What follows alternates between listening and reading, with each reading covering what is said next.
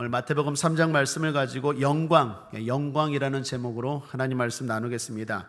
천고마비라는 사자성어가 있습니다. 요즘 같은 가을에 주로 많이들 하는 말이죠. 천, 하늘, 고, 높다, 말, 비, 살찌다. 즉 하늘은 높고 말은 살찌다라는 뜻입니다. 그런데 원래 이 말은 중국에서 나온 말이라고 합니다. 흉노족의 침입을 걱정하면서 사람들이 한 말이 천고마비였다라는 것입니다. 옛날 흉노족이 중국을 침입할 때 주로 말이 토실토실하게 살이 오른 가을이었다는 거예요. 그래서 천고마비는 지금처럼 오곡백과가 무르익은 걸 감사하면서 기분 좋게 하는 말이 아니었어요. 예를 들면 뉘앙스, 분위기를 살려서 말하면 아이고 천고마비 이러면서 걱정하며 말했다라는 것입니다. 그러다 보면 시간이 흐르고 세월이 흐르다 보면 그 말의 의미가 점점 바뀌고 또 변화되는 것 같습니다. 그런데 어떤 교회 성도님이 천고마비를 이렇게 해석한 걸 봤어요. 천, 하늘에 고약한 짓을 하면 마비가 온다. 누가 유머일 것입니다. 그런데 생각해 보니까 일리 있는 말입니다. 하나님 앞에 하늘에 고약한 짓을 하면 온몸이 마비됩니다. 그런 점에서 우리는 마비가 아니라 하늘에 복받을 사람인 줄 믿습니다. 우리 한번 옆 사람과 인사하며 시작하죠. 오늘 하나님이 당신에게 복을 주십니다. 오늘 하나님이 여러분에게 복 주실 줄 믿습니다. 오늘 3장의 말씀은 앞에 마태복음 2장과 상당히 차이가 있습니다. 시간이 많이 흐른 시점이었습니다.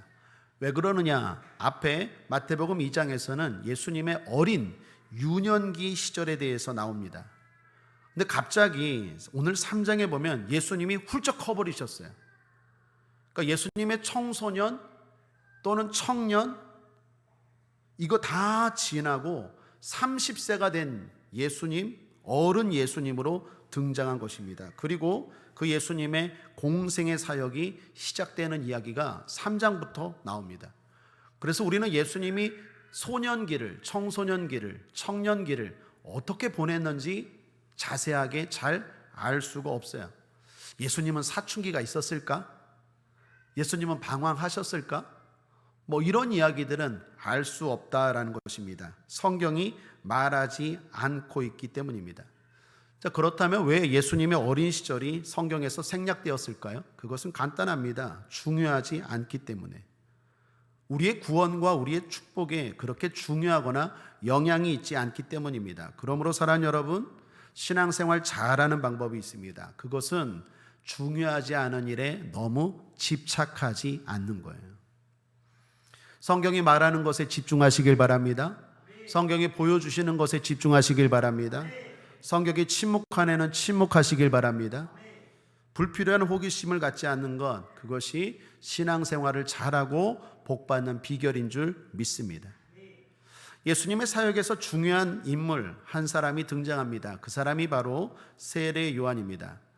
예수님의 탄생 이야기는 여러분 잘 알다시피 사복음서 중에 두 군데 나옵니다. 마태복음과 마가복음 두 군데에 나옵니다. 예수님이 어떻게 탄생하셨는지, 동방박사들이 왔다, 목자들이 보았다, 또 외양간에서 마구간에서 태어났다, 이런 이야기들 마태복음과 마가복음을 통해서 우리는 알 수 있는 이야기입니다. 누가복음과 요한복음에는 나오지 않아요. 그런데 이 세례 요한 이야기는요, 마태, 마가, 누가, 요한복음에 다 등장합니다. 그만큼 세례 요한은 예수님과 관련해서 중요한 인물이기 때문입니다. 그의 사역과 메시지는 아주 중요하다는 것입니다. 그렇다면 이 세례 요한은 누구일까요? 이 사람에 대해서 누가복음을 보니까 이렇게 소개합니다. 아버지 사가랴와 어머니 엘리사벳의 자녀래요. 그런데 아버지 사가랴가 직업이 제사장입니다. 어머니 엘리사벳은 제사장 가문인 아론의 딸이었어요. 그러니까 이 세례 요한이라는 사람은 당시에 대단히 가문이 경건하고 유복한 집안의 아들이었습니다. 요한이라는 이름의 뜻도 그렇습니다. 하나님이 사랑하시는 자라는 뜻이에요. 그러니까 한마디로 이 요한은요, 좋은 집안에서 아무 문제 없이 잘 자랐다, 부족함 없이 풍족하게 잘 자란 사람입니다. 그런데 오늘 마태복음 3장을 보시면 요한이 전혀 다른 곳에서 전혀 다른 모습으로 있음을 보여줍니다. 오늘 본문 1절을 다시 보시면 그때 세례 요한이 이르러 유대 광야에서 전파하여 가로되. 지금 세례 요한이 어디에 있습니까? 유대 광야에 있습니다. 광야는 어떤 곳입니까? 고난을 상징하는 곳이죠. 편한 삶을 살 수 있는 요한이 지금 광야를 선택했다, 광야에 있다라는 것입니다. 그것도 아주 이상한 모습을 하고 있습니다. 4절, 이 요한은 약대 털옷을 입고 허리에 가죽띠를 띠고 음식은 메뚜기와 석청이었더라. 그의 옷은 약대털, 낙타입니다. 낙타털로 만들었어요. 낙타털 옷 보셨습니까? 저도 보지 않았는데 자료를 보니까 대단히 거칠다고 합니다. 그리 좋은 옷이 아니에요. 먹는 음식도 그렇습니다. 음식이 주로 메뚜기와 석청을 먹었대요. 별로 좋은 음식 아닙니다. 특별히 모세 율법에 의하면, 특별히 성경의 레위기에 보면 유대인들이 먹어야 되는 음식과 먹지 말아야 되는 음식에 대한 규정이 나와요. 규례가 나옵니다. 오늘 우리 삼겹살 성도들하고 먹었는데 옛날로 치면요, 삼겹살 돼지 먹으면 안 됩니다. 그런데 그렇게 먹어야 될 음식, 먹지 말아야 될 음식이 성경에 나오는데, 곤충은 유대인들이, 거룩한 유대인들이 먹을 수 없는 음식으로 나옵니다. 그런데 곤충 가운데 유일하게 먹을 수 있도록 허용된 것이 바로 메뚜기입니다. 그러니까 세례 요한이 먹을 수 없는 음식은 아니지만 그렇다고 좋은 음식을 먹은 건 아니에요. 석청도 마찬가지입니다. 야생 꿀을 말합니다. 지금 성경이 세례 요한에 대해서 뭘 말하고 있습니까? 편하게 살 수 있는 삶을 내려놓고 불편함을 선택했다라는 것입니다. 이 사람 왜 이렇게 살고 있습니까? 이유가 뭡니까? 말씀입니다. 3절을 보십시오. 함께 읽겠습니다. 시작. 저는 선지자 이사야로 말씀하신 자라. 일렀으되 광야에 외치는 자의 소리가 있어 가로되 너희는 주의 길을 예비하라. 그의 첩경을 평탄케 하라 하였느니라. 저는 선지자 이사야로 말씀하신 자라. 특별히 이사야서 40장 3절을 인용한 것입니다. 지금 세례 요한은 말씀의 길을 선택했다라는 것입니다. 뒷부분, 3장 뒷부분에도 비슷한 이야기가 나옵니다. 예수님이 세례 요한에게 세례를 받으러 나오십니다. 그때 세례 요한이 거부합니다. 14절을 보시면 요한이 말려 가로되 내가 당신에게 세례를 받아야 할 터인데 당신이 내게로 오시나이까. 그때 예수님이 이런 말씀을 하시죠. 15절, 예수께서 대답하여 가라사대 이제 허락하라. 우리가 이와 같이 하여 모든 의를 이루는 것이 합당하니라 하신데 이에 요한이 허락하는지라. 모든 의를 이루는 것이 합당하니라.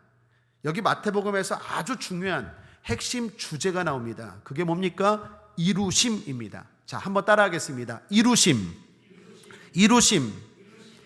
예수님이 세례 요한아, 네가 나를 세례 베풀어야 된다. 내가 어떻게 예수님께 세례를 베풉니까? 예수님이 오히려 나에게 세례를 주셔야 될 분인데, 예수님은 높으신 분인데 나는 예수님의 신발도 들 수 없을 정도로 천한 사람인데 어떻게 그렇게 하라고 하십니까? 그랬더니 예수님이 이렇게 함으로 말미암아 우리가 말씀을 이루어야 한다라니까 세례 요한이 그 말을 듣고 마음을 고쳐먹고 예수님께 세례를 베풀었다라는 것입니다. 자, 여기 세례 요한을 잘 주목하시길 바랍니다. 편안함을 거부하고 불편함의 길을 걸어갑니다. 또한 자기의 주장을 내려놓고 말씀의 길에 순종합니다. 세례 요한은 왜 이렇게 말씀대로 살려고 합니까? 자기 마음대로가 아니라 왜 말씀대로 살려고 하죠? 여러분, 이거는 우리에게 오늘날 던지는 질문과도 같습니다. 여러분께 질문합니다. 여러분, 왜 말씀대로 사시죠? 우리는 왜 말씀대로 살아야 할까요? 때로는 말씀대로 사는 게 불편합니다. 아니요, 아주 불편해요. 내 마음대로 사는 게 편하죠. 안 그렇습니까? 말씀대로 사는 게 편합니까? 말씀대로 사는 건 불편해요. 말씀은 우리에게 뭐라고 말합니까? 쉬지 말고 기도하래요. 범사에 감사하래요. 항상 기뻐하래요. 모든 사람, 원수까지도 사랑하래요. 주는 자가 되래요. 섬기는 자가 되래요. 되게 불편하게 만들어요. 말씀대로 사는 건 참 힘들고 불편한 일입니다. 내 마음대로 사는 게 훨씬 편하죠. 그런데도 왜 우리는 말씀대로 살아야 할까요? 왜 세례 요한은 말씀대로 지금 살고 있습니까? 한마디로 말하면 영광입니다. 말씀대로 살면 영광이 기다리고 있기 때문입니다. 쉽게 말해 말씀대로 사는 게 진짜 나에게 좋기 때문입니다. 제가 어렸을 때입니다. 약을 잘 먹지 못했어요. 이유는 써서입니다. 그래서 약을 먹을 때마다 부모님과 의사 선생님과 실갱이를 했어요. 근데 그 약이 입에는 쓰지만 결국 나에게 좋다는 걸 알았어요. 반대로 입에 좋은 것들이 주로 인스턴트 식품이죠. 먹을 때는 좋은데 결과적으로는 나에게 좋지 않다는 걸 알았어요. 그걸 알았을 때는 내가 어른이 되어 성숙해졌을 때예요. 여러분, 신앙생활이 그래요. 말씀은 약과 같습니다. 구약, 신약. 물론 여기서 약은 약속할 때 약입니다. 우리가 먹는 약, 메디신 아니에요. 약속할 때 약입니다. 그런데 언어 유희라고 하죠. 의미가 좀 통하는 것 같아요. 말씀은 우리를 살리는 약입니다. 지금은 나를 불편하게 하고 지금은 나를 힘들게 하지만 결국 말씀대로 살면 잘 되는 줄 믿습니다. 좋아지는 줄 믿습니다. 약과 같아요. 먹기에는 힘들어요. 그 말씀대로 순종하고 사는 건 너무 힘들어요. 그래도 우리가 왜 그 삶을 삽니까? 왜 그 삶을 살려고 애씁니까? 그게 나에게 진짜 좋은 길이기 때문에 그래요. 내 입맛에 맞는 대로 내 마음대로 살면 당장에는 좋은 것 같죠. 그러나 곧 얼마 가지 않아 후회해요. 말씀대로 사는 게 우리에게 좋은 거예요. 그걸 조금 유식한 말로 영광이 기다리고 있기 때문입니다. 실제로 말씀대로 산 세례 요한은 어떻게 되었습니까? 천국 갔을 것입니다. 물론 우리가 천국을 가보지 않았기 때문에 세례 요한이 어떻게 살고 있는지는 잘 몰라요. 그러나 분명 천국에서도 잘 살고 있을 거예요. 그리고 그것을 조금 알 수 있는 말씀이 있습니다. 그게 누가복음 7장 28절인데 누가복음 7장 28절에서 예수님이 이렇게 말합니다. 내가 너희에게 말하노니 여자가 낳은 자 중에 요한보다 큰 이가 없도다.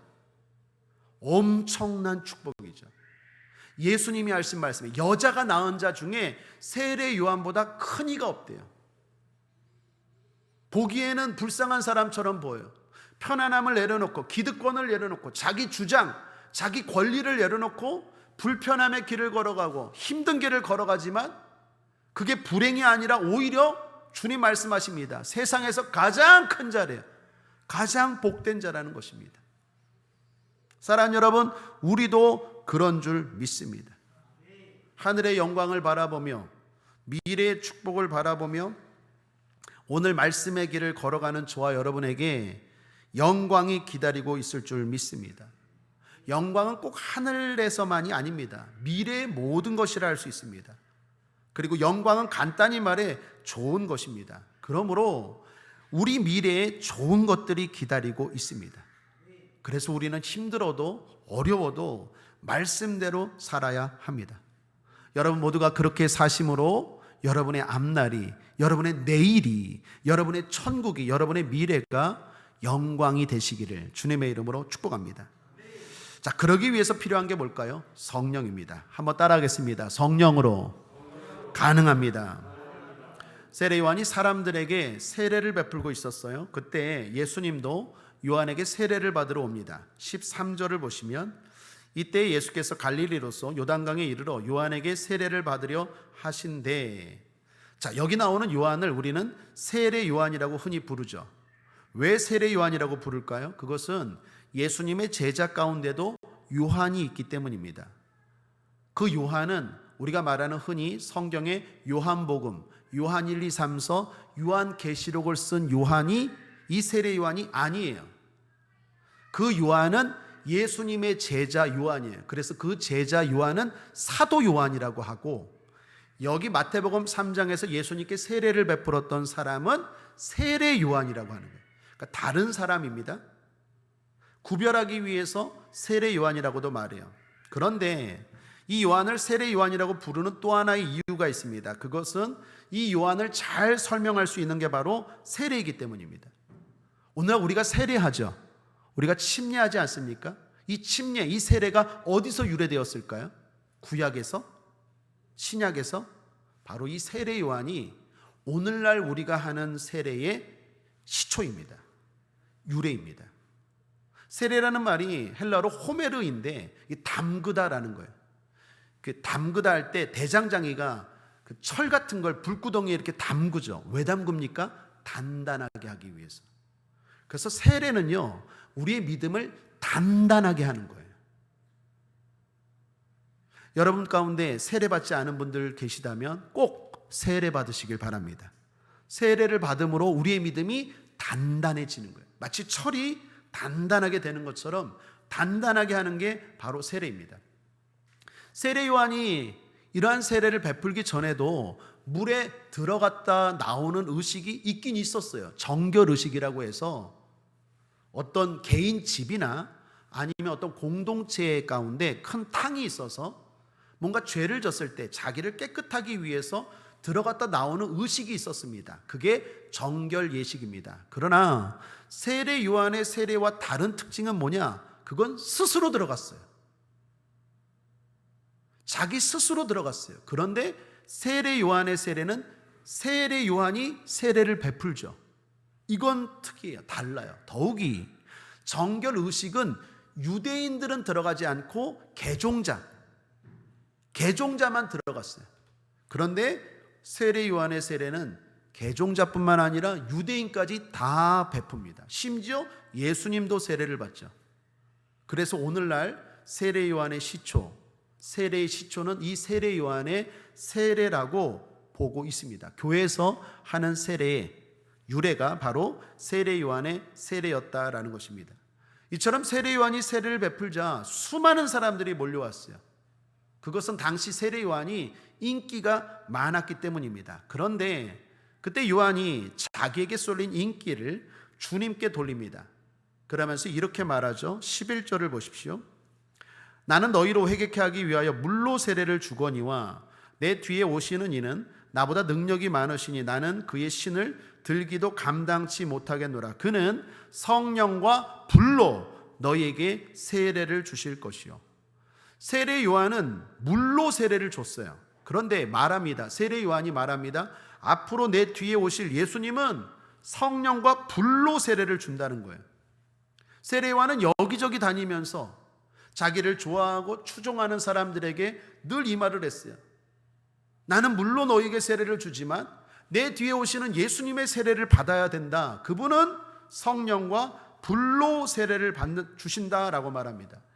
여러분, 예수님의 성령과 불의 세례, 이거 뭘 의미할까요?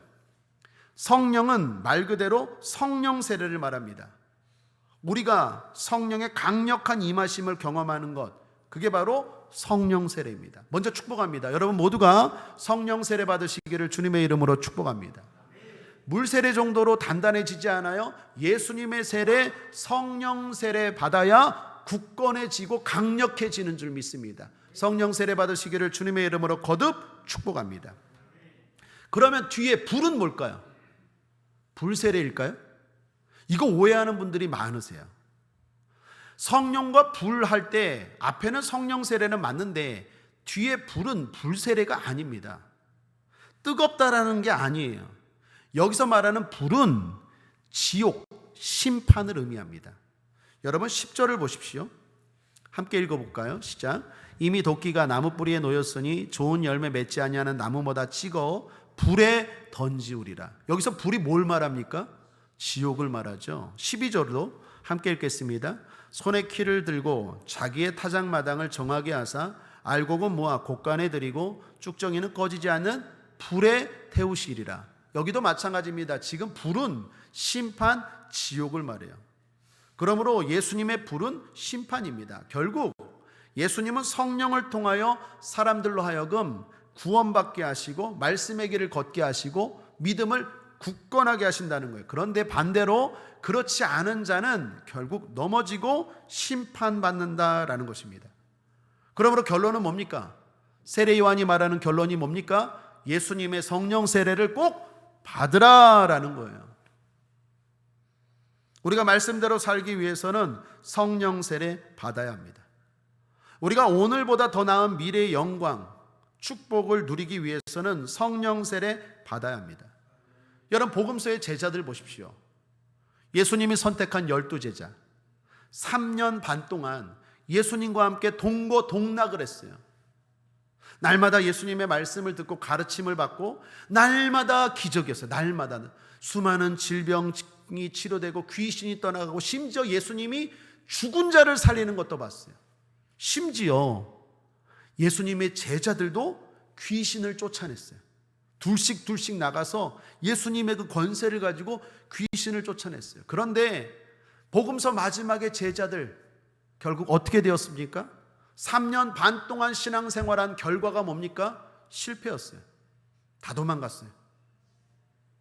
베드로는 예수님의 수제자라고 인정받았던 베드로는 3번이나 예수님을 모른다 하고 부인해버렸어요. 가룟 유다는 아주 예수님을 팔아버렸고요. 다른 모든 제자들도 다 도망갔어요. 실패했어요. 그게 복음서예요. 그런데 이 제자들을 주님이 다시 찾아가시고 이 제자들이 다시 회복되어서 승리하는 모습이 나옵니다. 그게 뭡니까? 사도행전이에요. 그래서 사도행전이 중요합니다. 사도행전에서 예수님이 부활 승천하시면서 말합니다. 내가 너에게 약속한 성령을 받으라. 몇 날이 안 돼요. 성령을 보내리니 그 성령을 받아야 한다. 그래서 어떻게 해요? 120명의 문도가 마가의 다락방에 모여서 성령을 받고 나서 그 다음에 사도행전에 나오는 제자들의 모습을 보십시오. 세상이 감당치 못해. 굳건한 믿음의 사람이 됩니다. 성령 세례 받아야 됩니다. 받을 때 굳건해지고, 받을 때 변화되고, 받을 때 하나님의 영광을 향하여 믿음의 길을 걸어갈 줄 믿습니다. 이건 제 경험으로도 그렇습니다. 저는 모태신앙이었어요. 근데 제가 누누이 말하지만 98년도 8월이 제 신앙의 변곡점입니다. 98년도 8월에 오살리 기도원에서 주님을 만났어요. 성령 세례를 받았어요. 그리고 나서 제 신앙의 특징이 뭔지 아세요? 굳건해졌어요. 그 전에는요, 기복이 심했어요. 기복이. 흔들림이 많았어요. 신앙생활을 하고 교회를 다니면서도 늘 이 싸움이 늘 오르락내리락. 두 마음이 늘 싸워서 선한 마음이 이기면 좀 신앙생활 잘하고 나쁜 마음이 또 어느 때 이기는 또 하염없이 꺼지고, 이게 기복이 심했는데 성령 세례를 받고 나서의 특징이 뭐냐? 굳건해졌어요. 더욱이 목회자까지 되었어요. 제 경험으로도 이건 확실하게 말할 수 있어요. 사랑하는 여러분, 성령 세례 받으셔야 돼요. 아, 목사님, 나는 의심하지 마세요. 난 기적을 경험한 사람이에요. 나는 귀신도 쫓아낸 사람이에요. 아니에요. 여러분, 겸손하십시오. 성령 세례 받고 날마다 성령으로 충만하지 아니하면 오늘도 우리는 무너져요. 오늘도 우리는 또 하염없이 주저앉아요. 얼마 전까지만 해도 할렐루야 하고 예수 믿으세요, 전도하고 찬양하고 손들고 했던 사람이 갑자기 하루 만에, 아니 1시간 만에 하염없이 절망과 좌절 가운데 빠질 수 있어요. 그게 우리예요. 성령의 은혜가 아니면, 성령의 도움이 아니면 우리는 이렇게 될 수밖에 없다라는 것입니다. 그러므로 하늘의 영광을 바라보고, 아니요, 하늘의 영광은 둘째치고, 내년도 둘째치고, 다음 달 하나님이 예비하신 축복을 바라보고 영광을 바라보고 오늘 믿음으로 승리하며 이기기 위해서는 성령 세례 받아야 될 줄 믿습니다. 성령 세례 받으신 분들은 성령 충만하시길 바랍니다. 성령의 불이 소멸될 수 있어요. 꺼질 수 있습니다. 오늘 본문도 마찬가지입니다. 예수님이 세례 요한에게 세례를 받으셨습니다. 그래서 물속에 들어가셨어요. 물속에서 나오실 때입니다. 그때 놀라운 일이 일어나는데 하나님의 성령이 비둘기같이 예수님께 임했다라고 말합니다. 16절, 예수께서 세례를 받으시고 곧 물에서 올라오실새 하늘이 열리고 하나님의 성령이 비둘기같이 내려 자기 위에 임하심을 보시더니. 자, 여기 성령을 비둘기라고 표현합니다. 이는 뭘 말할까요? 상징입니다. 그렇다면 비둘기같이 임했다는 건 뭘 상징할까요? 성령의 임하심이 비둘기처럼 보였다는 것일까요? 여러분, 아닙니다. 성령의 임하심을 보여주는 말씀은 성경에서 딱 한 곳입니다. 사도행전 2장 2절과 3절입니다.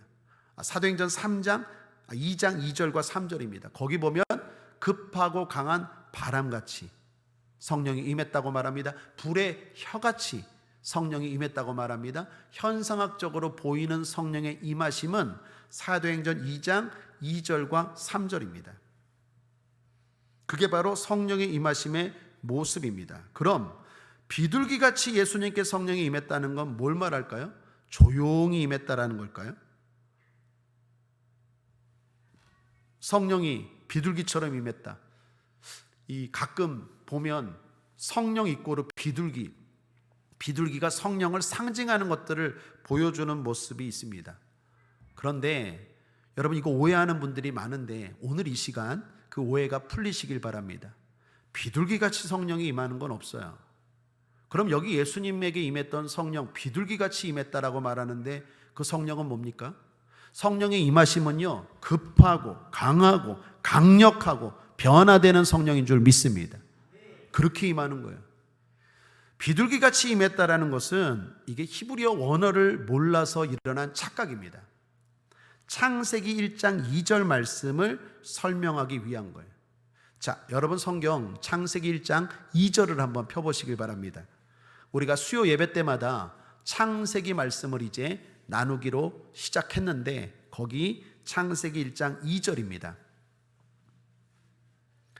찾으셨으면 한번 함께 읽어보겠습니다. 시작. 땅이 혼돈하고 공허하며 흑암이 깊음 위에 있고 하나님의 신은 수면에 운행하시니라. 창세기 1장 2절입니다. 여기 운행하시니라, 이게 비둘기같이와 같은 말이에요. 이 운행하시라는 말이 하나님의 신, 성령이 운행한다는 말이 새가 날개를 퍼득이는 걸 말해요.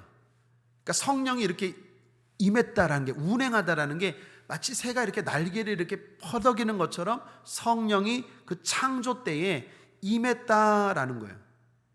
그러므로 성령이 비둘기같이 임했다라는 것은 성령이 운행하셨다라는 것을 말하기 위함이에요. 강조점은 비둘기가 아니라 창조입니다.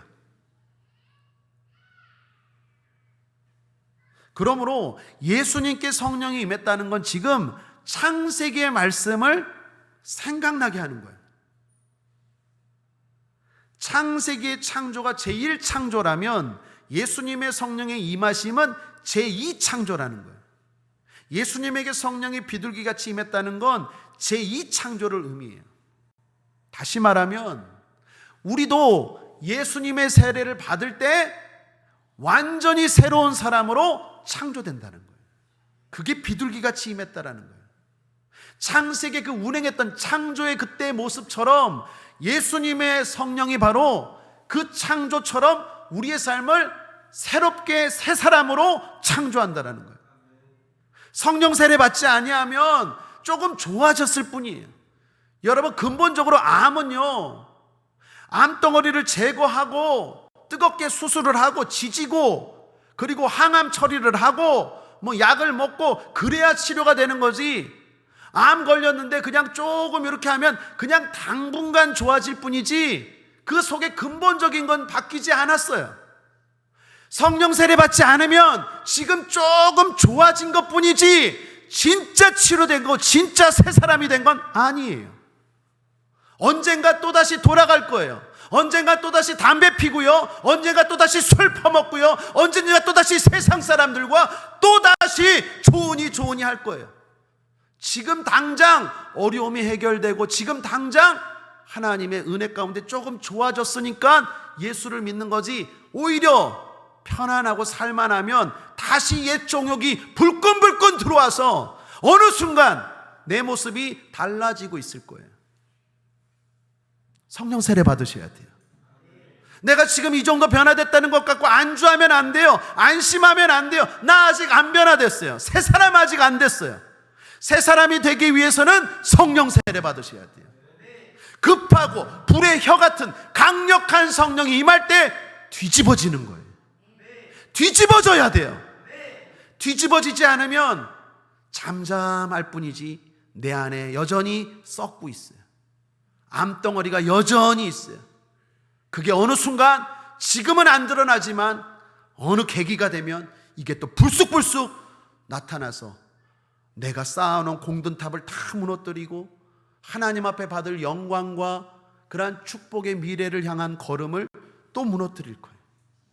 이것의 반복이에요. 그게 광야예요. 그게 출애굽기예요. 그래서 날마다 그 생활이 뺑뺑이가 되는 거예요. 조금 잘하다가 또 뒤로 가고 조금 잘하다가 또 뒤로 가고. 그래서 애굽에서 가나안 땅까지요, 직선으로 가면 10일밖에 안 건들려. 근데 이스라엘 백성들 그걸 몇 년을 거쳐서 가나안 땅 들어갔습니까? 38년이. 우리가 성령 세례 받고 성령으로 충만하지 아니하면 간단하게 갈 일을 계속 뺑뺑이 하는 거예요. 이게 계속 반복이에요, 반복. 그러므로 우리 국제하모니교회 모든 성도님들, 특별히 금요철에 드리는 분들, 성령 세례 받으시고 새롭게 태어나시기를 주님의 이름으로 축원합니다. 진짜 복 있는 사람 되시기를 주님의 이름으로 축원합니다. 한번 따라하겠습니다. 오직 성령, 주여 성령을 부어 주옵소서. 여러분 날마다 사모하시길 바랍니다. 회개하시고 날마다 성령을 사모하는 것, 그것밖에 없어요. 성령 세례 받는 비결은. 자, 그렇다면 오늘 결론입니다. 성령 세례를 받은 사람의 특징은 뭘까요? 여러 가지가 있을 거예요. 성령 세례를 받으면 흔히들 말합니다. 은사가 나타나요. 방언을 합니다. 또 뭐 기도를 깊게 합니다. 또는 능력이 나타납니다. 이런 외적인 은사가 나타나요. 또는 성령 세례를 받으면 열매가 나타납니다. 인격이 변화돼요. 사랑, 희락, 화평, 자비, 양선, 온유, 오래 참음, 절제, 이런 것들이 성령 받은 사람에게 나타나요. 그런 걸 통해서 저 사람은 성령 세례를 받았구나. 은사를 통해서, 열매를 통해서, 겉으로는 은사, 속으로는 열매, 그런 걸 통해서 우리는 성령 세례 받았다는 걸 알 수 있어요. 또 하나 가장 대표적인 게 증인입니다. 성령 받은 사람이 권능이 생기고 증거할 수 있어요. 예루살렘과 유대와 사마리아와 땅끝까지 가서 예수님을 전할 수 있어요. 그러니까 성령 받은 사람이 증인으로 살 수 있어요. 성령 세례 받지 못하면 증인이 아니라 증거하다가 내가 동화되어 가요. 내가 오히려 그 사람을 변화시키려다가 내가 오히려 거기에 빠져들어 버려요. 그러니까 성령 세례 받으면 나타나는 특징들이 여러 가지가 있습니다. 그런데 여기 우리가 꼭 알아야 되는 성령 세례의 중요한 특징이 하나 있습니다. 그건 예수님이 보이신다는 거예요. 한번 따라하겠습니다. 성령 세례 받으면 예수님이 보입니다. 예수님만 보입니다. 자, 예수님이 세례 요한에게 성령 세례를 받았습니다. 그러자 여러분도 잘 알다시피 특징이 하나 있었어요. 예수님의 세례의 특징. 하늘이 열리고 소리가 들렸어요. 17절입니다. 하늘로서 소리가 있어 말씀하시되 이는 내 사랑하는 아들이요 내 기뻐하는 자라 하시니라. 내 사랑하는 아들이요 내 기뻐하는 자래야. 하늘에서 하늘문이 열리고 예수님이 세례를 받으실 때, 세례를 받을 때 소리가 들렸는데 성부 하나님이 말씀하십니다. 이는 내 사랑하는 아들이요 내 기뻐하는 자라라는 하늘의 음성이 들렸대요. 여러분 이게 왜 중요하냐면 마태복음에 보면 하나님께서 말씀하시는 게, 직접 말씀하시는 게 2번 나와요. 오늘 이 본문과 그리고 또 하나 본문은 변화산에 올라갔을 때 하나님이 직접 말씀하시는 이야기가 나와요. 그게 바로 마태복음 17장인데 끝으로 한번 찾아보겠습니다. 마태복음 17장 1절에서 5절까지 우리 함께 읽어보겠습니다. 신약성경 마태복음 17장입니다.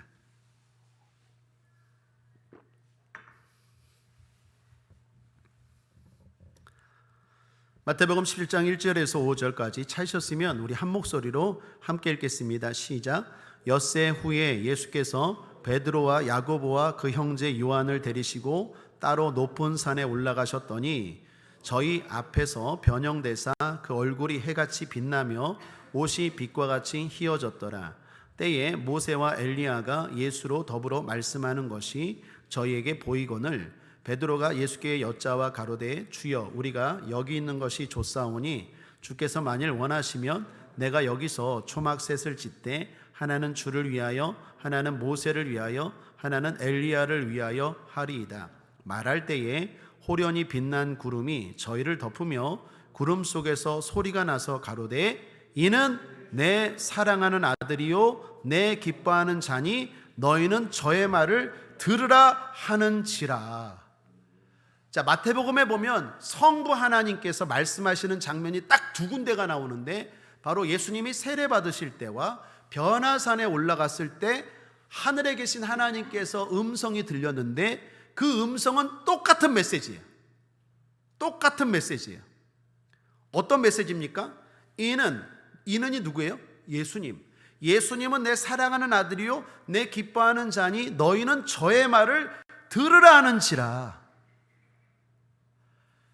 세례를 받을 때나 변화산에 올라갔을 때나 성부 하나님이나 성령 하나님이나 동일하게 나타나셔서 하시는 말씀은 예수님에 대한 말씀이에요. 여러분, 여기 답이 있습니다. 성령 세례를 왜 받아야 됩니까? 성령 세례를 받으면 하늘의 영광을 바라보며, 아니요, 미래의 하나님이 준비된 축복을 바라보며 오늘을 이기며 나아갈 수 있어요. 어떻게 그렇게 살 수 있습니까? 성령 세례 받은 사람의 특징이 뭡니까? 예수님만 보여요. 예수님의 말씀이 들려요. 그 예수님이 보이기 때문에 흔들리지 않아요. 그 예수님의 말씀 앞에 순종하기 때문에 좌로나 우로나 치우치지 않아요. 성령 세례 받은 사람의 특징입니다. 여러분, 예수님이 보이시길 바랍니다. 예수님만 보이시길 바랍니다. 찬송 한 장 부르죠. 찬송가 204장에 보면 우리가 좀 새겨드려야 될 가사가 있어요. 예수로 나의 구주 삼고 함께 한번 찬송하겠습니다.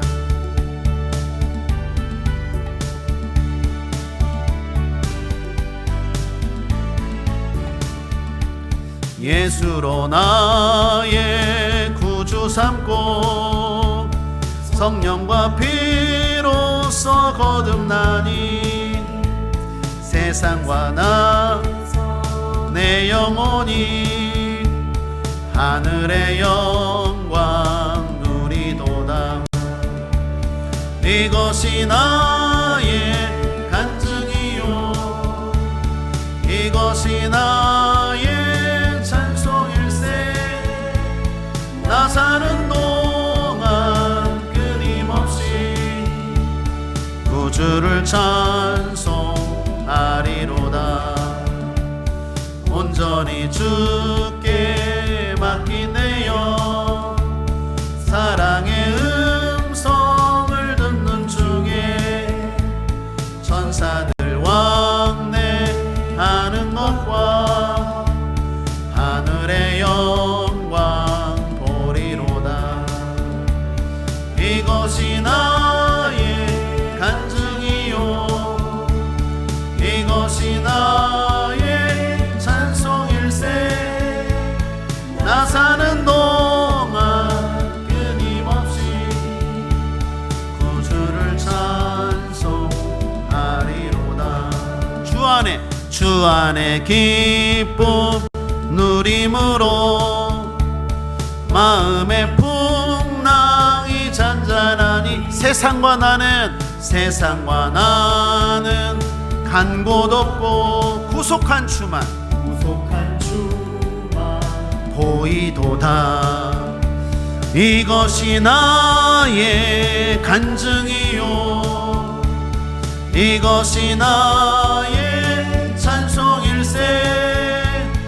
나 사는 동안 끊임없이 구주를 찬송하리로다.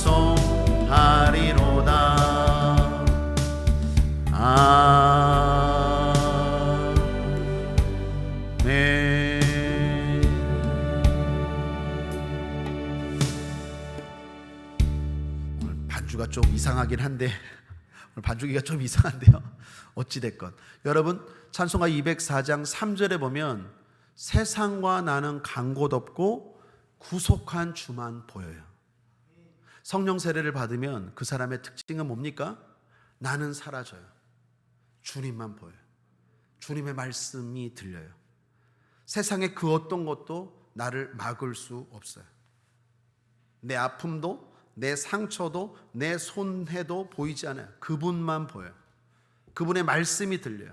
그리고 그분의 말씀에 순종하게 됩니다. 나는 사라져요. 세상도 사라집니다. 오직 그분 말씀에 순종해요. 힘들어도 순종합니다. 어려워도 순종합니다. 내 생각과 달라도 순종합니다. 그게 성령 충만한 믿음, 승리하는 믿음의 특징이에요. 그래서 결국 성령 충만하면 승리하는 거예요. 사랑하는 여러분, 성령 충만하시길 바랍니다. 성령 충만한 사람은 주님만 보여요. 구속한 주만 보여요. 나를 위해서 죽으시고 부활하시고 승리하신 예수님만 보여요. 그분의 말씀만 들려요. 다른 것 다 안 들려요. 나도 사라져요. 내 아픔 아무것도 아니에요. 내 상처 아무것도 아니에요. 구속한 주만 보여야 돼요. 그리고 어떻게 해요? 계속 그분처럼 나도 그 길을 걸어가요. 근데 반대로 마귀는 어떻게 해요? 너를 봐. 예수님이 아니라 너를 봐. 너 아프잖아. 너 힘들잖아. 너 괴롭잖아. 아니면 저 사람을 봐. 아니면 세상을 봐. 다른 걸 자꾸 보게 만들어요. 그러면 신앙생활은 실패하는 거예요. 사랑하는 국제하모니교 성도님들, 예수만 보이시길 바랍니다. 예수만 보이시길 바랍니다. 오늘 교회에 와서 기도하는 여러분들, 예수가 보이시길 바랍니다. 그래야 승리예요. 근데 마귀는 자꾸 엉뚱한 거 보래요. 엉뚱한 거. 다른 사람 봐, 저 사람 봐, 목사 봐, 목사 허물 봐, 네 상처 봐, 너 아픔 봐, 너 괴로움 봐. 그러는 순간 우리는 베드로가 물속을 빠진 것처럼, 무리를 걷다가 물속에 빠진 것처럼 우리의 신앙은 하염없이 또 빠져들어가요. 성령 충만함으로 하나님의 음성이 들릴지어다. 하나님이 뭐라고 말씀합니까? 예수만 봐라. 예수만 봐라. 예수만 봐라. 그리고 이겨내라. 그리고 걸어가라. 그러면 영광이 기다린다. 축복이 기다린다. 그게 승리하는 사람들, 성령 충만한 사람의 모습인 줄 믿습니다. 저는 신앙생활하면서 제 신앙 가운데 크게 한번 방황했던 게 98년도 8월 전이었어요.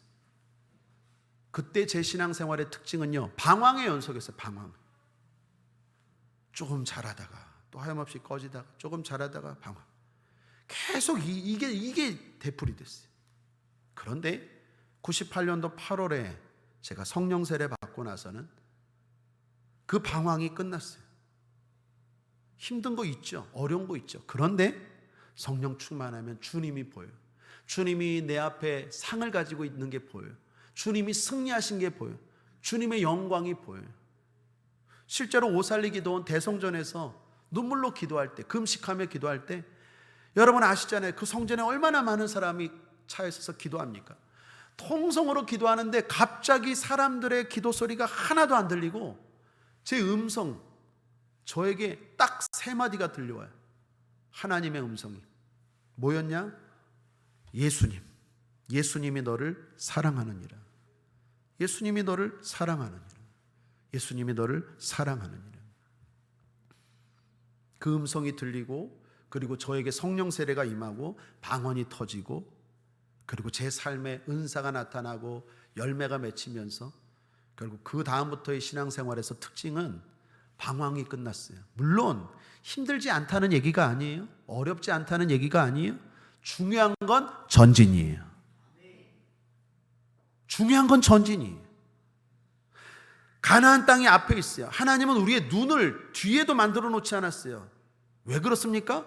우리는 제대로만 걸어가면 무조건 앞을 바라봐야 돼요. 사랑하는 여러분, 신앙은 앞을 바라보는 거예요. 뒤에 것을 자꾸 돌아보면 안 돼요. 돌아보면 롯의 아내처럼 소금 기둥 돼요. 자꾸 애굽을 돌아보면 자꾸 전진이 안 돼요.